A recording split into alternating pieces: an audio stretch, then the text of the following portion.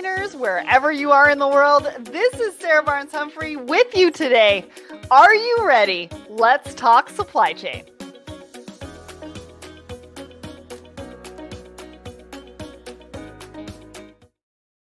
Hello, everyone, and happy Tuesday. Welcome to Thoughts and Coffee. I'm back in my home studio for 1 week, and then I'm going to be back on the road next week and then back permanently in my home studio. My name is Sarah Barnes-Humphrey from Let's Talk Supply Chain. I'm also the founder and host of the Blended Podcast and the founder of the Blended Pledge, and I'm super excited to be here with you today.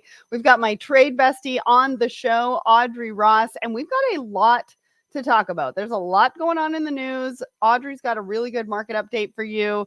And we're going to be talking about robots. We're going to be talking about Hershey's investment in supply chain and so much more. So if you are tuning in and watching, please put in the comments where you're watching from. Want to hear from you. Want to know where you're watching from. And if you have any questions or comments, make sure to put it in the comments section and I will give you a shout out on the show. All right, before we do that, let's just give a shout out to our show sponsor, the Secret Society of Supply Chain.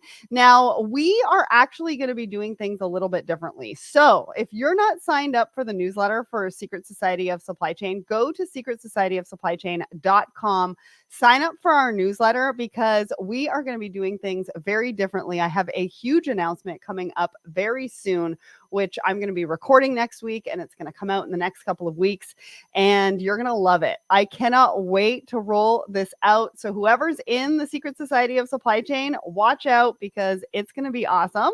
And whoever's not in the Secret Society of Supply Chain, sign up for the newsletter, and we'll let you know once that new announcement comes out.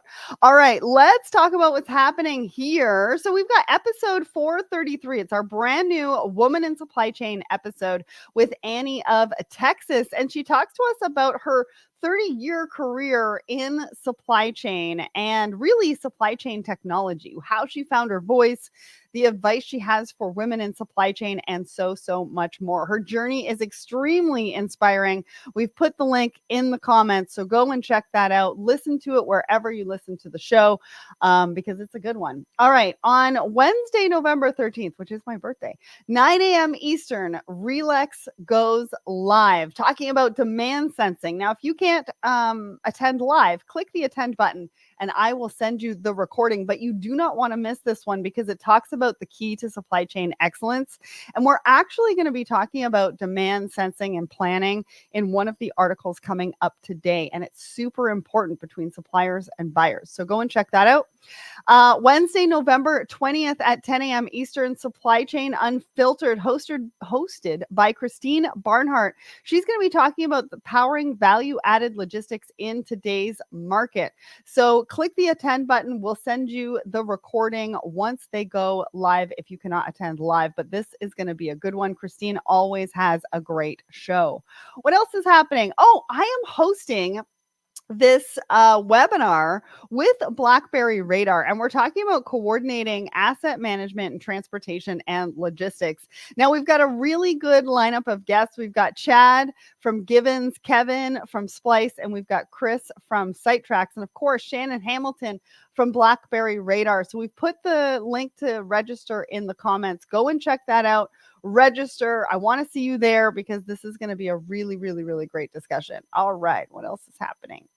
That is not what's going on. Oh, our newsletter. So we've got a LinkedIn newsletter, and we are keeping you on top of all of the hot topics and all the hot takes in supply chain every single week. So if you haven't signed up, we have a newsletter on our website, letstalksupplychain.com, but also on our LinkedIn page. So make sure that you subscribe to it so you get that every single week.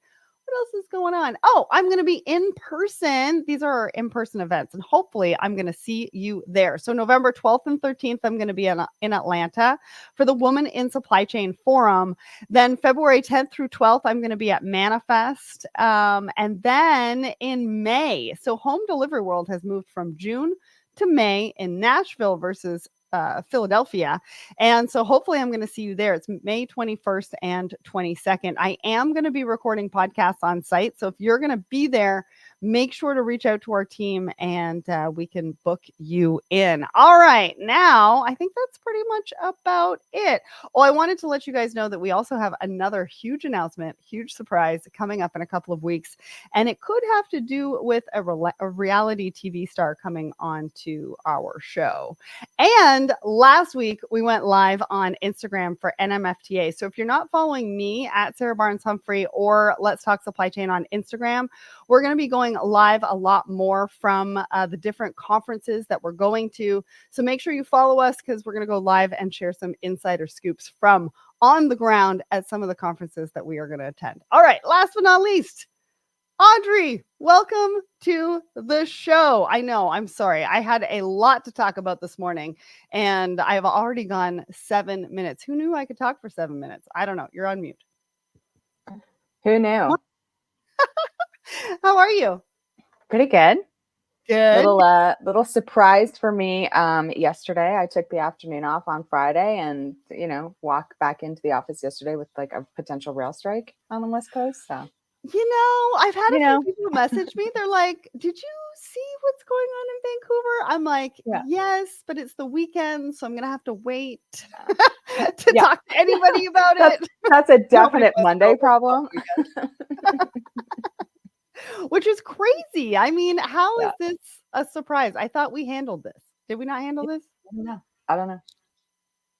I have no idea. It came out of nowhere for me. So, all right. Well, we'll talk a little bit about that in the market update. But for anybody who doesn't know you, why don't you tell everybody who you are and what you do? Yeah, for sure. What do I do? I'm effectively a trade compliance specialist. I'm trade compliance manager. So my focus is on customs and making sure that that's compliant. I've been doing some consulting recently, and I'm also currently the OIT Toronto, so the Organization of Women in International Trade Toronto president. So that's also keeping me very busy as we have a few events coming up in the next couple of weeks. What are the events? Because don't you have like nominations open or something like that? They haven't closed yet, right? We do. That is for our export awards. So it's important for us to recognize and acknowledge success and achievement in the industry. So we do have an awards presentation. So nominations for a leadership, excellence in leadership, Women Exporter of the Year, and then Student in International Trade.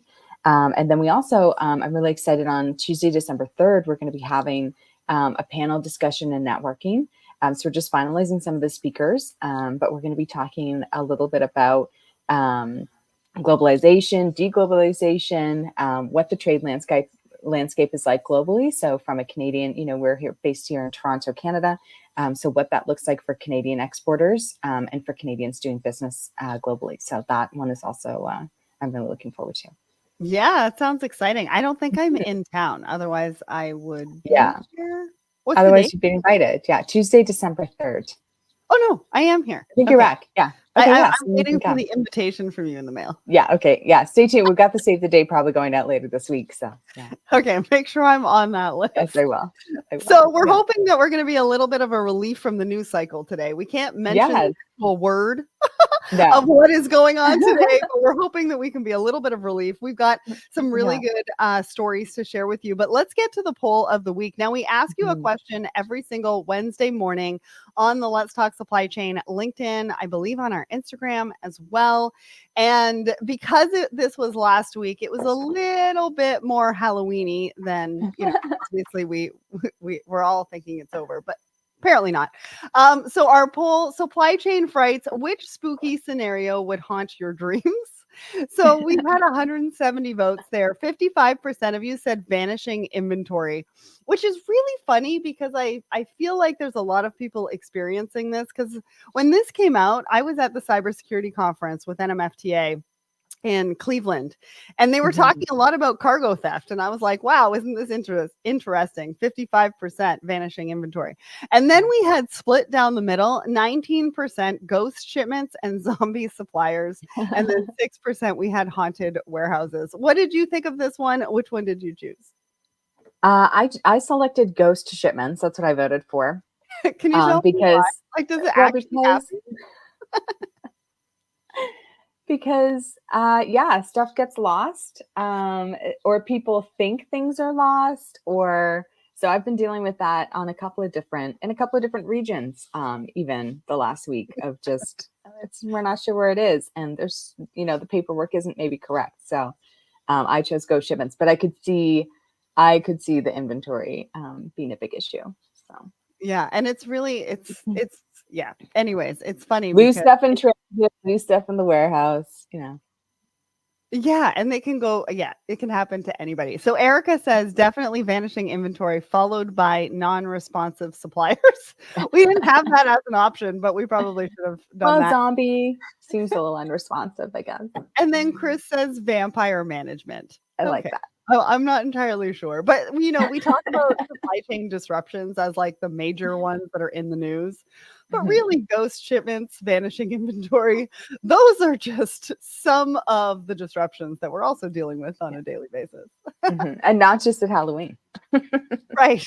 That is a really, really good point. It seems to be ongoing and daily for everybody. All right. Why don't you give everybody a sneak peek into what's going on? We just talked about the rail strike, but this is the part where we want to give a bit of a market update. What are you seeing? For sure. What do you think about? For sure. Yeah. So here in Canada, we've got two terminals. Two terminals at the Montreal port are in labor action. We've got these sort of escalating situation in the West Coast that includes Vancouver, Prince Rupert. So we can expect, if that carries on a couple more days, we can expect some vessel diversions, some congestion into Seattle, which is the kind of closest neighboring port. So it could be really disruptive. We can see that the Panama Canal, I mean, for me, it's moving very smoothly. Our shipment times into New York have actually improved significantly. We got a vessel schedule last week that the whole team, there's a big team now. The whole team was like, "Are they sure?" And like someone went back to the forwarder, was like, "Are you sure? Did you miss a week?" And no. So everything seems to be moving fairly briskly, which is a great relief for some of us just-in-time shippers. Into Europe, we still see the Red Sea crisis as a huge issue. We see from Lars Jensen did a post, I think yesterday or within the last couple of days. He's really the go-to for me on keeping on top of this situation. But I think he's changed his day marker. So he's been counting it by days. We're at like day 352, I think, or day 353. And he goes into some of what, now that the carriers have some data and some patterning on what this has meant for their customers and what these route changes and diversions have meant for them. Some of them are looking at maybe just not going around the continent and kind of taking the risk and going directly through. So if that's the case, double check your insurance. But that's an interesting place to be. Almost, we're coming around to about a year since the first attack. So an ongoing situation, a real challenge if you're shipping into Europe, and something to be monitored. Otherwise, I think we're waiting, some of us, for today's results in our neighbor to the south, and that could determine a number of things. I've been asked over the last month to do speculative scenarios based on tariff or proposed tariff changes. So that'll have a big impact. Anytime a country is sort of changing or adjusting the legislation, and you're shipping into that country, it's something you want to be aware of. So yeah, Absolutely. a lot going on. Never boring, you. Sarah. Thank you for not saying the word. We can't do anything with our shows if we say that word. Anyways. Exactly. And I'm glad because you said 352 days. And I don't know if you saw, look to the side. I was like, wait a second, how many days in a year? I was like, we're close to a year. We're definitely close to a year. 365 is the standard year. Was this year a leap year though? Ooh. So maybe we have 366 technically, because I think, was it this year or I'm so I know. I don't it's remember. Been a blur. It's been an exciting blur. A relief from the news today. All right. Let's get to our first article. Now, we've always said, or we have been talking about, how the robots are coming. Well, the robots are coming, and the robots are almost here because they are going into manufacturing. And this company just put together a humanoid like robot type factory in Salem, Oregon. And they've put assembly lines together. If you go into this warehouse, it describes going into this warehouse, this article, and how there's sort of like robot body parts all over the place because they go through the assembly line to be able to put them together. It's a 70,000 square foot warehouse. Some of these robots are already in Spanx. Like they're handling some of the Spanx orders. They're in Amazon. And one of the things that was very interesting that it said is that there is a robot hospital on site to help troubleshoot any robots that are in the field that need to come back and need to be repaired. So I was like, okay, now we've got a robot warehouse. Now we've got a robot hospital. Okay, things are happening. Like things are moving. Yeah. What did you think about this article? Yeah, I think it definitely shows that the demand is increasing. And I think once we, like a lot of investments in tech, once you see that pricing become more dynamic or more achievable for a company, then, the use case is definitely there to incorporate robots in some form into your supply chain, into your warehousing, into your manufacturing process. We can see that car manufacturers have done this in a big way over the years. For me, it's always keeping in mind to how people are going to be working. So, making sure that, we've talked a lot about earlier this summer around automation at the ports and the risk of, there's always a concern about people losing their jobs and not being able to live sustainable lives. But if you've got a robot hospital, that means you need robot nurses and doctors. So are they robots or are they people who are being upskilled and trained? So it's definitely a dynamic. Maybe you're not working on the line doing the hand pieces, but maybe you've become, the robot mechanic or doctor mechanic. So there's always opportunity and room there. That is a good point. So what they're talking about is they're going to produce about 10,000 robots a year. Mm-hmm. And what makes them different from the robots that you see sort of serving coffee and different things like that is that these robots are actually made to work with customers and to take shift work. And it's interesting. When I was at the Manhattan conference back in, I think it was May, I got a chance to meet the makers of this robot, and I got a chance to dance with it. And I don't know if anybody saw this post, but I've always wanted to dance with a robot, and this was my opportunity to do that. So this is what those robots that they're talking about and what this manufacturing facility is going to create, which is, I think, really interesting. And I think a lot of people are going to get on board. All right, let's talk about the second one. So this article is talking about Hershey's investment in supply chain. And I'm going to scroll down in this article just to show you sort of the timeline of their investment in supply chain. I think what surprised me the most was that Hershey brought on their first chief technology officer in 2023. And I guess my question to that is, do you have a chief supply chain officer as well, who is working hand by hand with the chief technology officer to make sure it's the right technology and what they need in supply chain?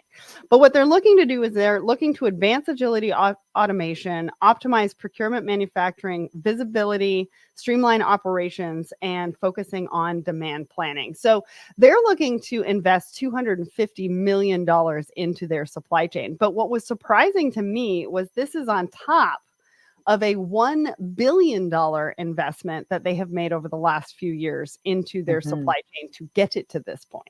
Now they're looking to promise another $250 million to be able to. So like supply chains aren't cheap. No. Right? We have to continually invest in them. What did you think about this particular article? Yeah, I think it's really interesting to get news on a company that is definitely prioritizing their supply chain. We can see that technology is also a pillar of Hershey's strategy.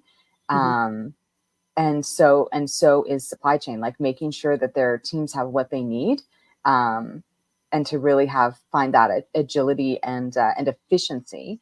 I also think it's a good highlight for SAP as well, giving them kind of some promotion here and Hershey kind of declaring that they're integral to the kind of development of this goal. And then the numbers are nuts. Well, with the the sheer sheer dollar value of this supply chain and the investment that it's taking. yeah. So I want to point out these numbers, and I'll go back to the technology in just a second. Mhm. But so they previously invested $1 billion into their supply chain investment. Now they're putting in $250 million to advance agility and automation through 2026, which Mhm. really at the end of the day is only a year, maybe 18 months from now. Yeah. The expected supply chain savings is $10 million. So, for any of you that are looking at this, they have invested a lot of money to look at a Mhm. savings of $10 million. But that's just Mhm. in 1 year. So, Yep. I would assume that they're expecting that trajectory to go up over the next few years, obviously, with this additional investment. But one of the other things that they're talking about is this unified supply chain Yes. technology. Um, and it's something that has been coming up on the Let's Talk Supply Chain podcast a lot. I had Bryant from Manhattan on talking about that in his episode and how they're bringing together the technology so that there's only one platform. And so Yes. it's really interesting because we kind of started with that and those legacy systems. And then we moved away from it and we were looking at different systems to solve for different problems. Now we're coming back to, well, I think we need to take a look at unified technology because our tech stacks are getting too big. And Mhm. Hershey's saying that 95% is the percentage of Hershey's global transactions operating under one system. So they've really gone all in on one system to really be able to obtain some of these savings, which I thought was interesting as well. Well, especially since they describe too, Hershey isn't just the chocolate bars, right? They spent the last 5 years buying up some snack Mhm. companies and other kind of similar commodities. So those they were saying were operating in silos, or they operate sort of independently, right? Your pretzel group is sort of operating independently from your core chocolate bar business, but they still need that visibility. So if you're the leadership of sort of all of that environment, you still need the full visibility. So definitely, to your point, Sarah, that if you're a global company and you have bits and pieces, or you have these silos, or you have the core financial or order processing technology that you have didn't match up with what you needed for logistics because maybe you're in a different region or doing a different ship mode, you need the visibility. So you have to have companies that can tether or pull information from even if it's separate technologies feeding into your platform view. I think the expectation was, oh, well, everybody's going to use the same technology. It'll be one platform. It'll do everything. Okay, that hasn't been realized. But what we're seeing now is those bits and pieces, it takes too much work. It's inefficient for employees to be keeping track of like 8 different systems, even though you need those because those are the most optimized for your truck transportation or for your financial reporting. But the view needs to be singular. So it's interesting that Mhm. we're moving into that sphere. Yeah. Well, and also, I think, even the stats at the beginning of this year of Mhm. supply chain teams, professionals still using Excel. And it could be because of that, It's right? Where solid. you're using Yeah. using different systems, you need information And in one system. reporting from 6 of them into your Excel, and your Excel is the streamlined view that you need to give to your CEO or to your CFO or your supply chain director. Yeah. Mhm. And so many mistakes can happen with that, right? Oh, Because, yeah. like, what version are we on? Yeah. Yeah. And did you rekey it? Like, are you rekeying it? And Excel is notorious for, oh, I'll put in this. And it's like, oh, January 1st. And you're like, that was a stock number, but okay. It's a date now. Yeah, that could be a problem. Yeah. All right, let's get to our last article. Now, I want to hear from you. If you're in the audience, tell us where you're tuning in from. If you have any questions, Hmm. let us know. But we do have the articles in the comments for you. If you're over on my personal LinkedIn, I will be putting in those links just after we end the live here, unless Audrey and I get talking, then it might be closer to 11. But you will get those links sooner rather than later. All right. So, our last article is about fashion, apparel, retail. And we all know that that sector has a few things that they need to keep on top of excessive production, human rights violations, unethical sourcing. We're also seeing that in the US, when parcels are coming through, they're actually stopping some of those shipments to come through if they are not adhering to some of the new regulations that have been through. So there's a lot going on in this particular area of supply chain. And so this is why I wanted to bring it up. But I thought this was an interesting article because when I started this podcast, and I remember talking about supplier scorecards, I think it was like 2017, 2018. And I'm like, we're still using supplier scorecards. And there's some really big companies within this article, like Patagonia, I think it was Brooks as well, still using supplier scorecards to really be able to stay on top. And they think that it's the best way to send and receive feedback. Now, I don't know a ton about supplier scorecards. I don't know if they're done manually or if we actually have technology for them now. I would hope that we do, and we're not just using Excel or whatever that looks like. But some of the categories that they use for these supplier scorecards are quality, responsible sourcing, sustainability, innovation, service, and whatever is meaningful to the company. That's what they are letting the suppliers know that they're going to be scored on. So what did you think about this? I have one more thought on it, but I'm going to share that a little bit. I want to hear what you thought about this one. Yeah, I think it's crucial. In my experience, we've been rated by some of our larger customers and had scorecards. I think in this case for apparel, the kind of focus is on choosing the right metrics. They talked about having, instead of sort of subjective metrics or comments, that it was meant to be very objective and static, so that they could balance rating different groups. And that's key. And the feedback is invaluable, right? Because if you're not aware of where there might be mistakes piling up, or where there might be, I think minor inconveniences, right? Every time you deliver a pallet and the pallet is a bit damaged, or every time you deliver a garment or a product and like there's one or two that there's something wrong with them, that those inconveniences and sort of can stack up. So that performance is really important, and that communication and feedback is necessary. Well, and when I was reading it, I was like, okay, supplier scorecards, great. But what about buyer scorecards? Because really, at the end of the day, it's got to be a partnership, right? Like we can't just focus on what they're doing right and what they're doing wrong. Yeah. I feel like it needs to be reciprocated. And one of the things that they mentioned in this article is the Better Buying Institute. And it looks like that's a nonprofit that helps with buyer scorecards as well. And some of the things that suppliers are looking from buyers to score them on is forecasting and demand planning to help them do their work better as well. Because sometimes some of these things that we are rating them on the scorecard has some has something to do with how the buyer does all of their work and passes it on to them, potentially to do the manufacturing and the production and all of that kind of stuff. Well, definitely a consequence of last minute ordering or pushing people into tighter timelines is that, the rushing, especially for certain products that, this is talking about garments where they could be handmade.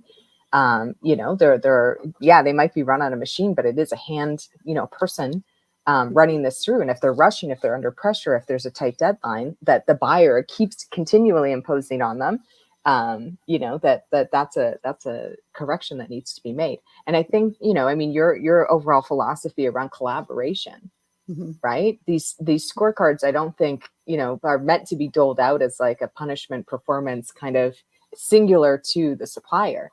I do think this, to your point, the partnership piece is key, right? Having that open communication and focusing on a collaborative dynamic where, we're sharing in this feedback, right? To make things better for both sides, right? Yeah. So as a buyer, love the supplier scorecard, but also what are you doing for your suppliers so that they could potentially rate you and give you the feedback as well? I think we'll end on that note. Thanks so much to everybody for tuning in and listening. I'll be back live from Atlanta next Tuesday.